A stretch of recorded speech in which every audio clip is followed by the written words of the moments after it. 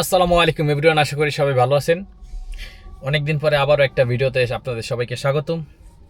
আজকে 17 তারিখ, দেখি আজকে সারাদিন গাড়ি চালিয়ে কত টাকা ইনকাম করতে পারি।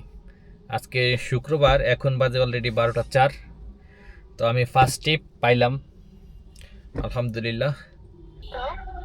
হ্যাঁ, আসসালামু আলাইকুম। জি, ওবার থেকে বলছিলাম।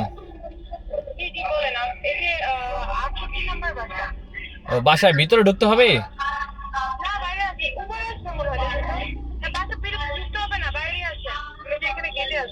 আচ্ছা, এই যে আমি চলে আসছি কাছাকাছি। যাক, গেটে আছে, রাস্তা ফাঁকা আছে, টাইনা নামে দিয়ে আসি ইনশাল্লাহ।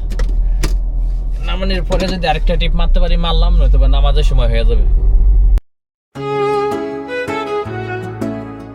তো গাইস, ওই টিপটা নামানোর পরে গুলশান থেকে আবার আরেকটা কল ঢুকছে, তার আসছে বসুন্ধরায়।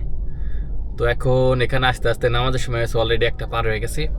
এই জন্য ভাবলাম যে গাড়িটা নিয়ে এখন দূরে গেলে গাড়ি রাখার পজিশন পাবো না, তাই বসুন্ধরা যে পার্কিংটা আছে ওখানে ঢুকলাম। এখন এখানে পার্কিং করে রেখে এখন নামাজ পড়তে যাবো ইনশাল্লাহ। দেন হচ্ছে দেখি আর কত টাকা ইনকাম করা যায় আর কি কি ঘটে। তো গাইস, নামাজ শেষে দেখলাম গাড়ির গিয়ার অয়েল পড়তেছে গাড়ির নিচ দিয়া।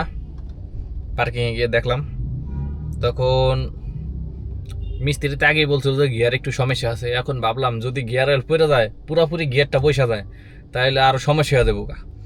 এই জন্য স্যারের ফোন দিলাম, স্যারের কইলাম যে আমি হাউজে আসতেছি, আপনি একটু গিয়ার মিস্ত্রির ফোনটা দেখেন যে কি বলে, গ্যারেজ খোলা আছে কিনা, তাইলে গ্যারেজে যাবো আর কি। তো এখন পর্যন্ত ইনকাম করছি, এই যে 2 টিপে 572 টাকা দিছে, আর 40 টাকা দিছিল এক্সট্রা। এই হলো এখন পর্যন্ত ইনকাম। জানি না কি হয়, যদি হয় তাহলে ভিডিওটা আবার শুরু করব, আর না হলে ভিডিওটা এই পর্যন্তই। আল্লাহ হাফিজ, আসসালামু আলাইকুম।